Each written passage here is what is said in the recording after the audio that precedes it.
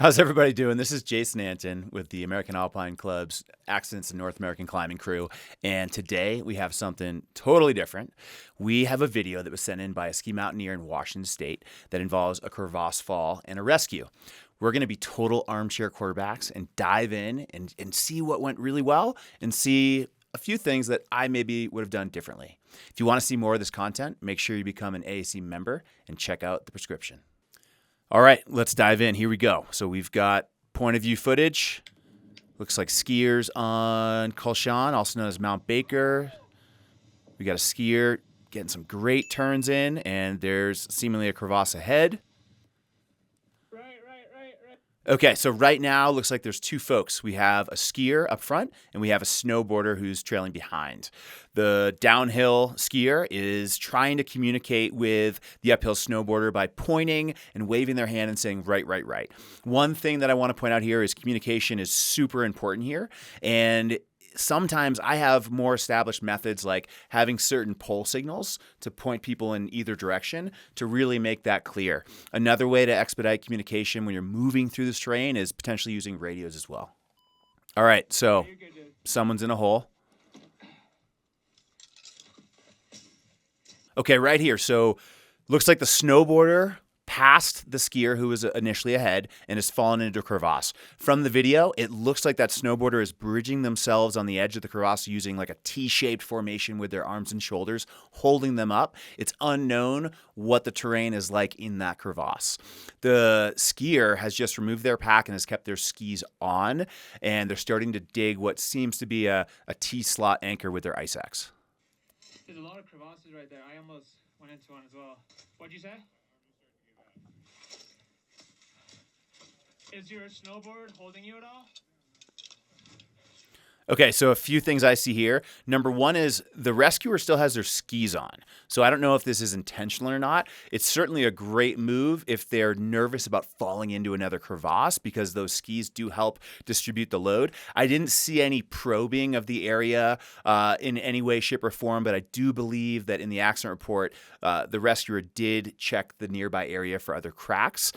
This is also a very time-sensitive part of this rescue. The snowboarder is holding themselves up from falling further, and the rescuer is clearly trying to move very quickly by placing a picket here in the T-slot anchor. Give me like 60 seconds. Okay, skis come off. Work hardening the anchor. He's using gloves. Fantastic. Okay, so a few things there. The rescuer uses a picket. Great tool. This person is clearly prepared for travel on glaciated terrain by having a picket. I see a rope come out now. One thing I would have done differently, I probably would have used my skis as the anchor because it was such a time-sensitive part of the rescue, getting that person who's holding themselves up in a secure place. I probably would have used like an I anchor or an H anchor with my skis instead of going right to the picket initially. Now the rope comes out. It looks to be a rad line. That's a Petzl piece of equipment. It's 6mm HMP hyperstatic cord. I can't tell. It's either I can't tell if it's a 60 or a 30, but the rescuer has a rope and it's in a lap coil. One thing I would do differently here, I typically carry my ropes as a rescue rope on a glacier in a rope bag. It makes for much quicker deployment and can be easier to toss that end to someone in the position that the snowboarder's in right now. Say that again? Yeah, now I got you.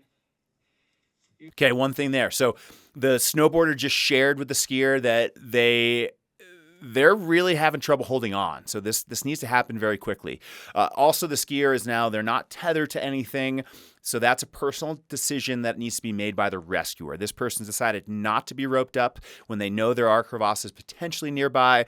I've done that myself, so it's a personal judgment call. Another thing I see here happening is the rescuer now ties a figure 8 on a bite on the end of the rad line. However, there's quite a lot of tail. Totally understandable due to the nature of this rescue. Things are moving quickly. It's a high-stress environment. But depending on your rope length, you might need to be really mindful of conserving rope to be able to carry out your rescue. So I would have tied a little bit of a tighter knot, potentially buying back 2 to 4 feet here. Okay, clips into the anchor with a non-locker. if you can grab it and put it into your clip. Okay, so right there, the rescuer did a phenomenal job of anchoring one end of the rope to the single picket anchor with a non-locker. Again, not ideal, but totally happens in glaciated environment. He's trying to conduct this rescue quickly. He does throw them seemingly a loop of rope, which now eats up a lot of rope, and he also did fix it, so that's not a moving rope any longer because of that knot. So a drop loop can't be used here.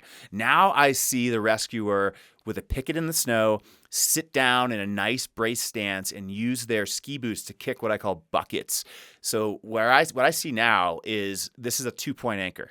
It's the rescuer plus the picket, and he's now gotten one end of the rope to the snowboarder who's right at the lip of the crevasse. Hey, Dayton, how's it go? Okay, so going back to that first piece, we talked about communication with the ski signals. The rescuer is trying to talk to the snowboarder. I know, unfortunately, from personal experience, you can't communicate with someone who's in that hole. So just being really mindful that often you have to carry out this rescue independently.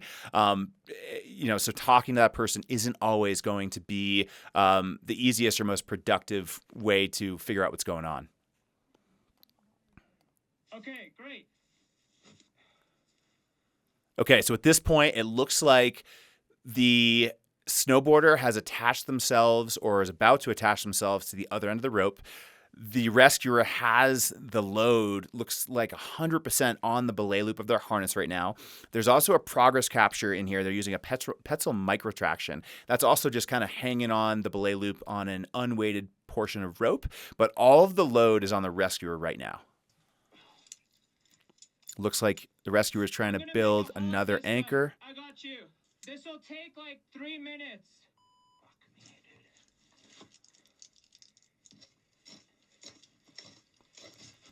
Okay, so the rescuer is building another anchor. Okay, so the video jumped around a little bit. There seemed to be some additional or beefing up of the anchor. I don't know exactly what happened, but it doesn't look like the skis were used. So there's got to be two things in play here, likely an ice axe and likely that picket, where that rescuer has now equalized 2 points into a more robust snow anchor. Almost there. Okay, so here's what I see going on. I see 2 strands of rope going to the victim in the hole, right? That was the initial way to secure them. And then now I see an additional single line going also to the snowboarder. This is likely because he's out of rope. So when you're traveling on a glacier, it's really important that you have enough rope to conduct a rescue. You can certainly get it done with what this rescuer has, and right now they're doing a phenomenal job. But it looks like the drop C, which is one of the most effective ways to conduct a crevasse rescue, which creates a very quick 2-to-1, is no longer an option now because there's not enough rope in the system, and the central point of this anchor is still far back. So again, out of rope here. All right, one thing I see here, it looks like 6mm Sterling accessory cord being used as a friction hitch for the tractor in a haul system. Be mindful if you are using these hyperstatic skinny cords, sometimes specialized tools are needed. So make sure you test out whatever rope grab device you're going to use. Often a Petzl T-block or a specialized Prusik loop is what's going to work best on these things. So make sure you practice before you use these specialized cords and specialized rescue tools. All right, this is awesome. What I'm seeing here now is the rescuer is using what I call the husky technique. So they've rigged what seems to be a 3-to-1 mechanical advantage haul system, and they are now facing away from the crevasse and walking uphill. But that's the important thing to note there is he's walking. And by walking, he's crawling. He's digging his feet into the snow. He's kicking buckets. And he's using his legs to actually do the hauling as opposed to pulling with your arms and tiring yourself out.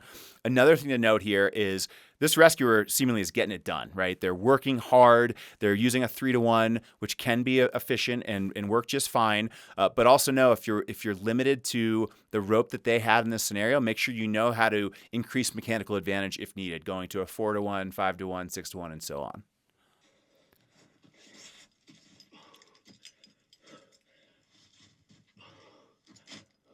You're almost out.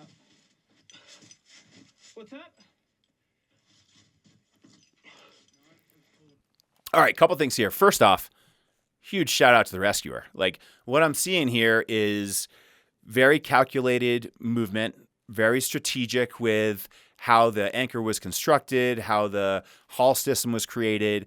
You know, this is a high pressure scenario. Obviously, the snowboarder's been secured, so you can kind of let off the gas a little bit. But this person clearly has practice, right? This is not something I would see out of someone just figuring it out for the first time. This rescuer clearly has a plan and is carrying it out. You can tell that they have the system in their mind because they're kind of talking themselves through the process to be kind of smooth and get it done as quickly as possible. One thing to note here, and again, I've done this myself in real time, is it's really nice to pad the lip of the crevasse whenever you're going to haul someone out. If you have that luxury, you can use a lot of things, a backpack, an ice axe, a ski pole. It doesn't seem to get done here, and you can see the rope starting to bite into the lip of the crevasse, especially as this snowboarder nears the edge. You can leverage putting your foot onto the wall. I didn't want to get closer because I know I'm like on a crevasse right now. So the rescuer mentions that, right? Like rescuer safety is the most important thing. There were some times where the rescuer was not attached to a rope, but hey, we're skiing glaciers. That happens a lot. But now they know there's cracks around. So this rescuer is actually tethered in some way because they're clipped to the haul system. But it seems like this person is aware that there is potential for an additional crevasse fall. And so they are now roped up, but they weren't initially. One more. You're good. All right, one thing there that catches my attention. So this person kept their gloves on for the startup, especially when they were digging. They were doing a great job. It's a lot easier to manipulate the rad line and technical systems without gloved hands. That's obvious. But you can see the gloves are kind of on the ground here in the snow. I've done it before, but just be mindful that you want to maintain the integrity of your layering system, especially your gloves, when you're in a rescue environment.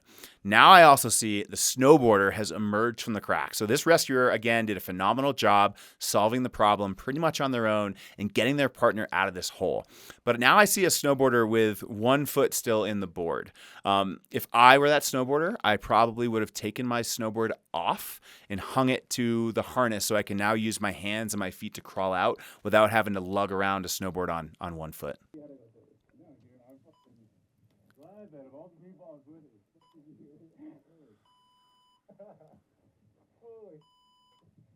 You're getting the whole experience today. All right, so well done again to the rescuer. Like clearly it's practice and they executed a good rescue and no injuries to either folks to my knowledge.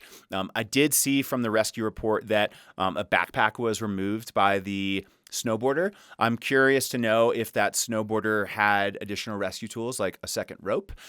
This is a risk that a more experienced traveler in the mountains, when you're taking someone out and teaching them skills, you're kind of accepting the fact that if you end up in the hole, the rescue could have gone differently if the other person doesn't have the proper skills, training, or equipment to carry out a rescue. So just know that looks like it is a risk that this rescuer was willing to take, and it worked out in their favor where the more experienced person ended up carrying out the rescue, which is great. All right, that was really fun. So thanks for being an armchair quarterback with me. This was a really great opportunity to do a lightning fast analysis of what happened in this point of view crevasse rescue incident. I am an IFMGA guide, but these are just my opinions in a very compressed amount of time. There are certainly some things I would have done differently. There are also some things that I think were okay in this instance, like potentially not tethering yourself in around other crevasses or using non-lockers in integral points of your anchor system. Certainly we try to avoid those things, but they can and do happen. Just you got to know the rules to break the rules. Additionally, I encourage all of you to get out there and seek qualified education and make sure you practice. This person clearly had practice, and that's one of the most important things, is to make sure this is second nature to you when you actually have to respond to a rescue. One last thing. If you thought that was fun, let us know. We'll do more of them. And of course, don't forget to become a member of the American Alpine Club and subscribe to the prescription.